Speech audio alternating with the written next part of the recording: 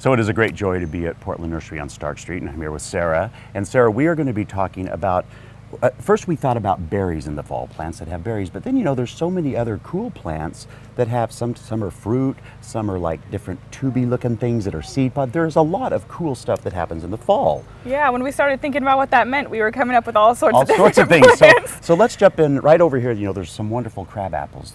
Those really are great for fall, aren't they? Yes, and the flowers that you get beforehand are great as well. So it's kind of an all year round interest plant. The only thing is, tracking the berries inside if you plant it near a walkway or whatnot, which is going to go for a lot of these. But. Yeah, and so you do want to be aware that something that has a fruit or some type of a pod on it is going to drop to the ground eventually. So just be aware of that and clean up. But they're pretty, so they are so pretty. It, And speaking of pretty, you also have the sumac has such a cool kind of a pod on it. It's really lovely. Yeah, it definitely is something different when you think of seed pod, and it has a different texture leaf, which a lot of these do, and Design 101 is kind of having different textures, and so a lot of these will help you get a different look in the garden. And the sumac has great fall. The colors on it are amazing too. Yeah. And then right here, mullet.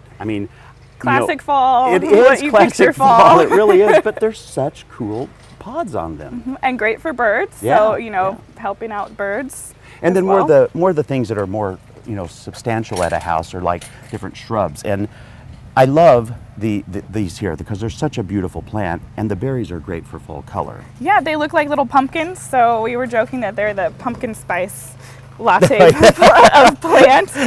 So this one's the Yukon Belle pyracantha. Yeah. And it's got an interesting kind of climbing habit, so it'll get about 8 to 10 feet. So really something you could train this to be on a wall, to be over an arch, all kinds of stuff if you wanted to. Yeah, and it's got a distinctive orange color that not a lot of things have, and it has kind of late spring flowers as well. Yeah. So you get another a lot more interest as well. And then I love the Callacarpa family, but I was so delighted that here at Portland Nursery you have both of these colors available right now. Mm-hmm. And I love that the purple is so fall, and then the white just pops still. So tell me about these. Yeah, they are just kind of starting to put on their berries, but when we talked about berries, this was immediately what I thought of, because eventually they'll drop their leaves and just be these like stems of glorious berries. The purple color is unlike, I want to say, any other plant I've kind of seen in the yard once it really gets into its full glory.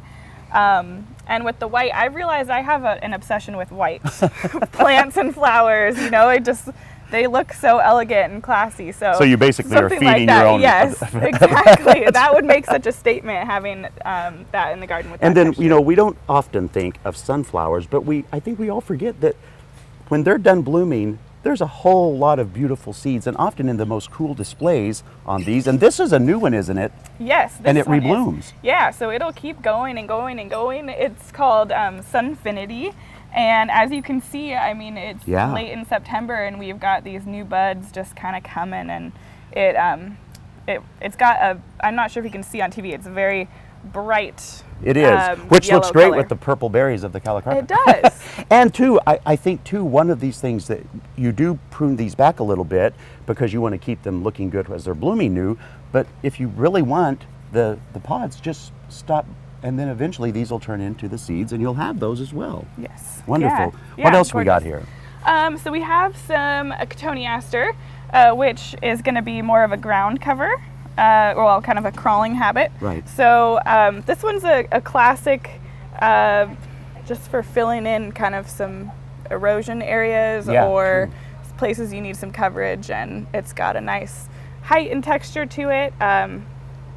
And are both of these that same plant? Because they look very, very different, so they're very cool. Yeah, there's a lot of different kinds of the Katonah Aster as far as leaves and berries and whatnot. So they are the same family. This one's a little bit more upright. This one's got a little more delicate leaves. Nice. So, yes. So there you have it. At Garden Time, you're never going to hear us tell you not to plant in the fall. It's a great time to do, especially trees, shrubs, and many perennials. So if you're thinking, I would like some berries to extend the color in my yard even later into the year, go to gardentime.tv. We'll kick you over to Portland Nursery website. Go to either location and pick up something perfect for your own garden.